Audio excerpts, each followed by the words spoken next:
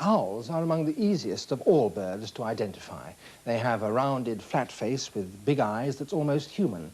And it's this face, perhaps, that is the reason why they have played such an important and powerful part in men's imaginations. Who hasn't read stories of owls, humanized and invested with an almost supernatural wisdom? This tame bird is a barn owl. And the barn owl, unlike other owls, has a very close relationship with man. Like all owls, it's a killer. It has a sharp beak and these powerful talons. The barn owl kills many rats, mice and voles in farmyards and fields, an invaluable service to farmers. And in return, they let it use their barns and haystacks as breeding and roosting places.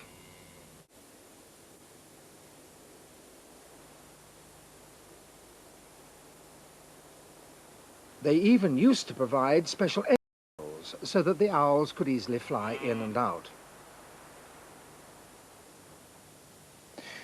A close look into the private life of the barn owl reveals just how special this relationship with man is, but it also shows that man has put this flying cat into a very perilous position in some parts of the country.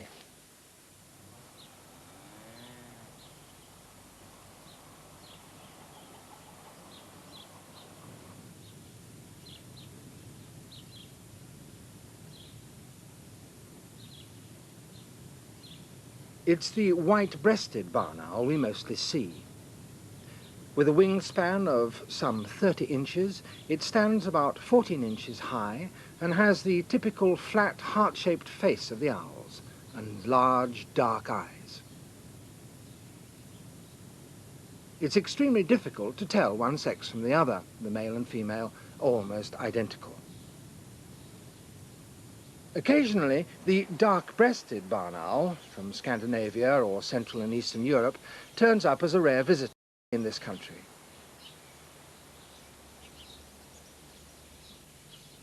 The barn owl must be one of the best known and most widely distributed of the world's owls, and it's one of the most widespread breeders of any bird. It's found in America, both north and south, Europe, from southern Sweden and southwest Russia to the Mediterranean, many parts of Africa, Madagascar, India, Malaysia, and Australia. And in Bangkok, you can buy one.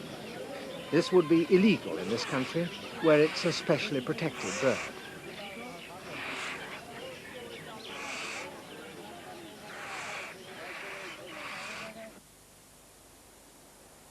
The barn owl normally hunts at dusk or at night, but in winter you can often see them in daytime, or if they're feeding young, in summer. The owl's eyes are especially well adapted for hunting in near darkness.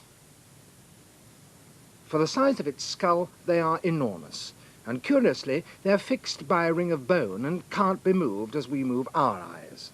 To compensate, an owl can rotate its head through nearly 250 degrees. The eyes of an owl are tubular in shape. They have a relatively enormous lens and iris to help trap the utmost possible light. And also a very specialized retina, the most important part of a bird's eye, on which the image of the object at which the bird is looking is brought into focus. 50 to 100 times more sensitive than our eyes, the recording mechanism of the owl's retina is largely composed of rods, cells that operate in low light. As many as 56,000 may be packed into a square millimeter. There are relatively few cones, the cells with which distinguish colors and which work at high light intensities. The rods take a low light input and convert it by a chemical process into a highly amplified impulse to the brain. The eyes are the most forward-facing in the bird world, with a binocular field of view of up to 70 degrees. This gives them extreme accuracy in judging distance to their prey.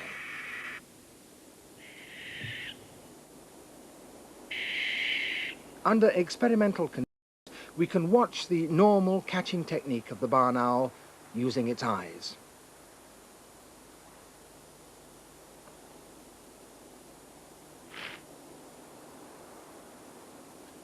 The owl, just after impact, leans forward to crush the mouse's head or neck. The barn owl's powers of hearing are even greater than those of its sight. The ear openings are concealed under the feathers of the facial disc. They're much larger than in other birds and are covered by an ear flap which is movable. They're used in the same way that a deer moves its ears to locate sounds anywhere around it.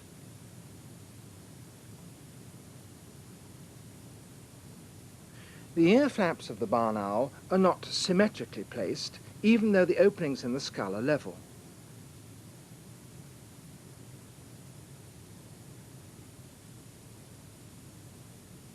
Some other owls, such as Tengmalm's owl, have asymmetrical skull openings as well. These lopsided ear openings exaggerate the displacement of sound waves and so help the owl to pinpoint the source of a sound. The owl moves its head until the sound values at each ear are equal. It should then be pointing directly at its prey. Filming in total darkness with a special camera shows that an owl's hearing is so sensitive that it can catch a mouse relying solely on the rustles and squeaks.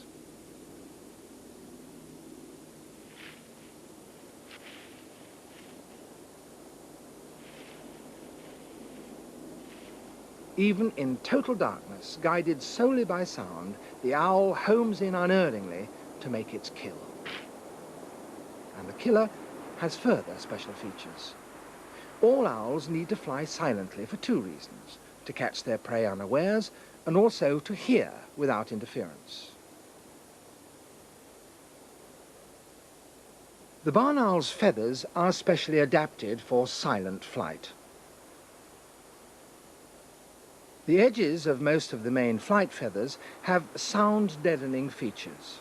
The leading edge is serrated with extended barbs. The trailing edges are furry, and the undersides are shiny, all aids to silent flight. The shape of the facial disc, the body feathers, and the feathers covering the legs are also soundproof adaptations.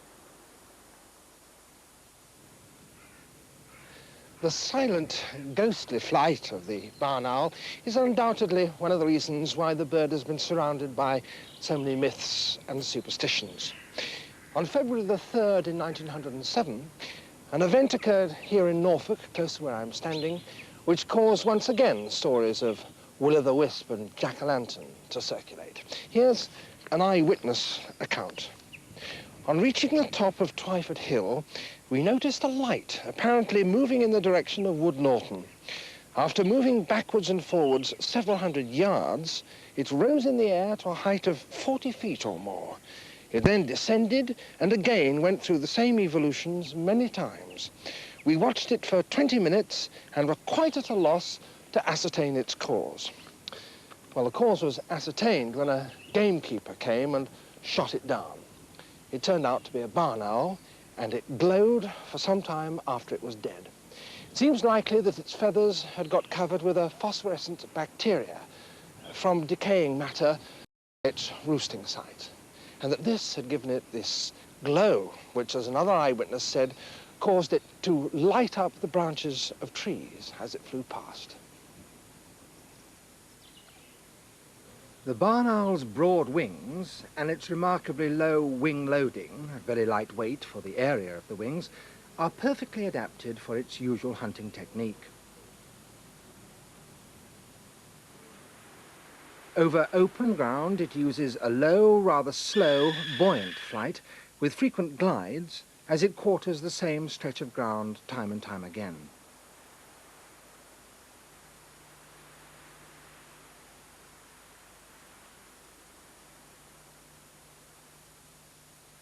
Where the cover is higher, the barn owl will often hover for a closer scrutiny of the ground.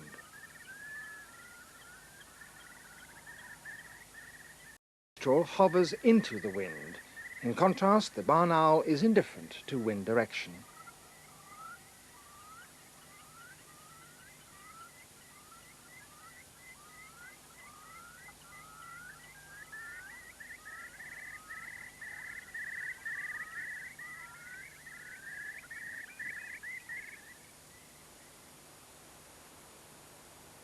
Post hopping is another way of hunting. From the vantage of an observation post, they will drop onto prey below. This method conserves energy and is used by owls when conditions are tough.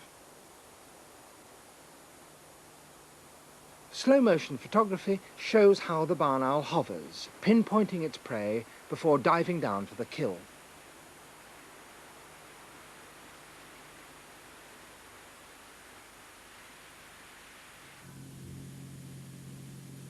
By X-raying an owl that has just swallowed a dead mouse injected with a solution to make it opaque to X-rays, you can follow the mouse's progress through the digestive system.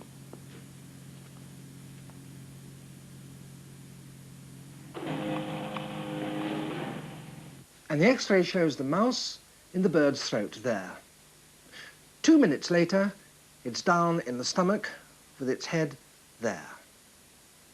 And 2 hours later, digestion is already far advanced and the mouse is nothing more than an indistinct blur. And then, about 4 hours later, a pellet has appeared of bones and fur there, ready to be regurgitated. Barn owls frequent their roosting places for months, even years, so it's possible to collect pellet samples regularly.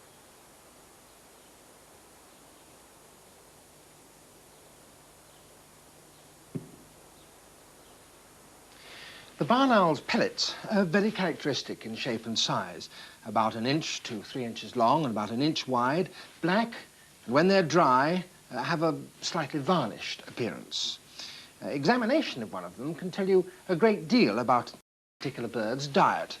You take it and you soak it in a source of water for about half an hour, and then with forceps and mounted needles, you gently break the pellet apart. There are clearly several skulls in this particular pellet. There's one. And there is another.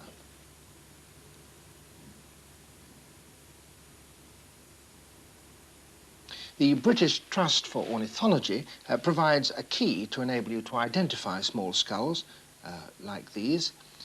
And from the space between the front teeth and the cheek teeth, this is clearly a rodent skull. And from the character of the teeth themselves, it's a vole, almost certainly a field vole. The short-tailed field vole is the staple food item, and in the course of a year, a pair of owls may catch up to 5,000 small mammals like these. It can be half an owl's diet on pastoral farmland. Other prey includes the common shrew, and occasionally the diminutive pygmy shrew. An adult rat is a formidable animal to tackle, but young brown rats are regularly killed. And wood mice are killed by owls that hunt over well-wooded farmland, open woods and parkland. House mice are sometimes taken, even frogs and birds, usually sparrows or starlings. But these rarely form more than 5% of the owl's diet. By the time the breeding season begins, the barn owl will have established its territory. Sometimes this overlaps with those of other owls, like this short-eared owl hunting over the same meadows. Occasionally, the barn owl may even share the same nesting tree with another bird, like this kestrel.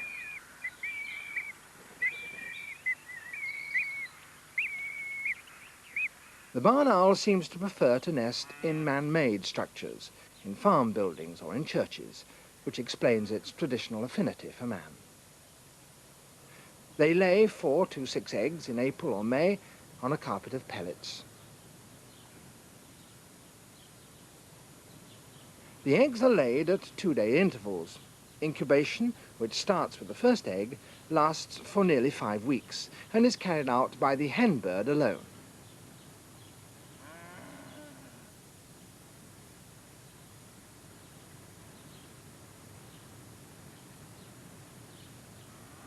Church towers are another favourite nesting place.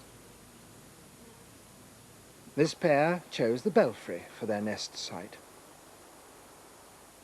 It took wildlife cameraman Andrew Anderson 2 patient years of watching and filming to give us these scenes of the barn owl's private life. During the long incubation period, the male regularly brought food to the female. Each time it brought in the food, 3 or 4 times a night, copulation took place.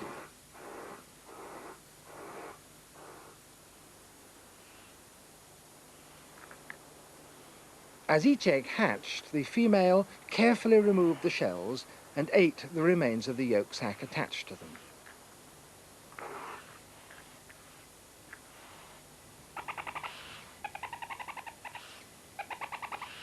She fed these youngsters gently, a great contrast to the strength used in tearing up their food. At this stage, she was still brooding the young.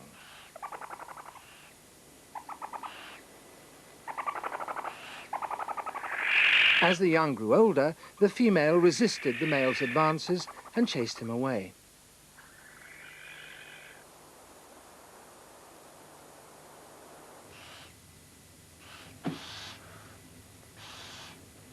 At 4 weeks, the young were half grown.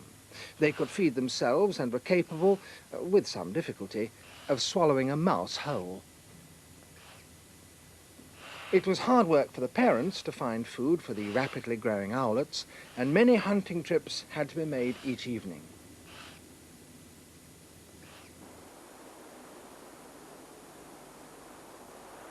At 6 weeks, the primaries and wing coverts were showing well, and the owlets could stand upright. Staggered hatching of the eggs leads to young of different ages. The owlets are fed in order of seniority, so a shortage of food means that the youngest owlets die, their carcasses being eaten by the rest of the family. This makes certain that in hard times, at least some of the young will survive. At about 9 to 12 weeks, the fully feathered young have made their way to the belfry window, where they spend long periods waiting for their parents to return with food. At the barn site we saw earlier, the owlets have already begun to venture to the open end of the barn for their evening meal. At another site, in this water tank, the young were about 3 to 4 weeks old at this stage. By ringing owls, we can learn much about their mortality, survival, and movement.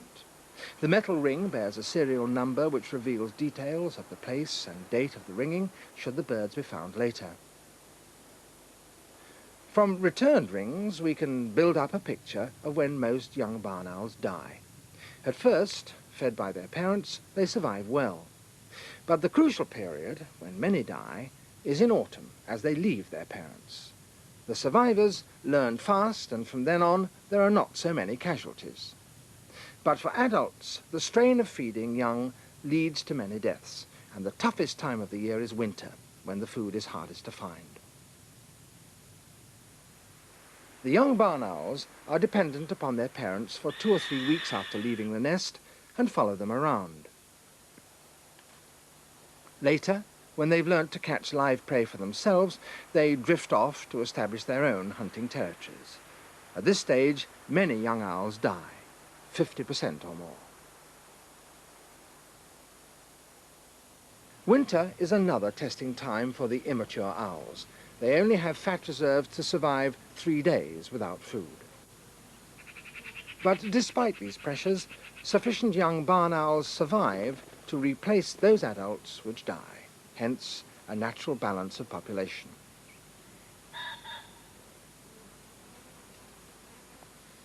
People have been worried about the decline in numbers of the barn owl ever since the early 1900s.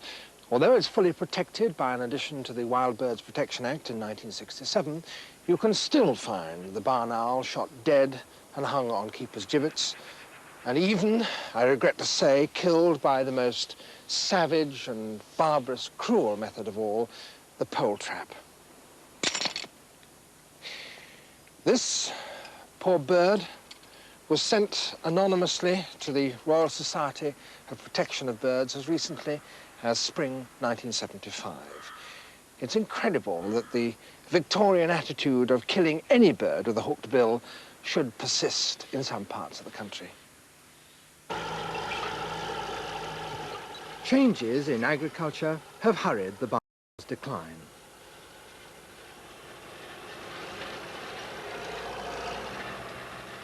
Draining wet pastures, ploughing up rough grassland and grubbing up hedgerows have reduced the barn owl's hunting areas.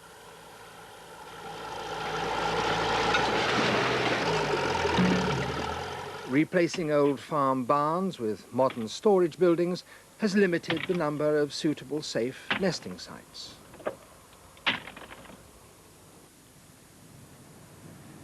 And today, additional hazards face the barn owl. This century, the proportion of birds recovered dead on roads has increased fourfold.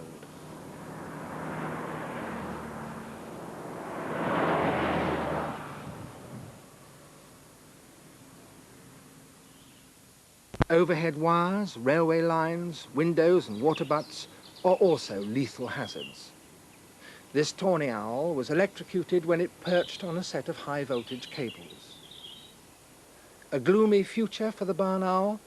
Well, birds are still found dead on farmland containing high doses of toxic agricultural pesticides, but a recent 4-year-long survey has shown that the barn owl is still widely distributed. There are between 4,500 and 9,000 pairs in Britain and Ireland.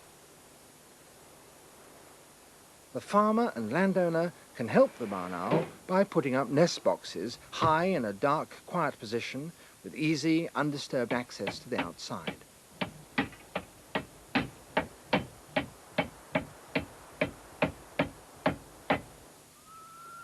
And if the barn owl receives this kind of encouragement, then we will continue to enjoy and marvel at the sight of it floating, moth-like, on its hunting trips along ditches, across marshes and meadows.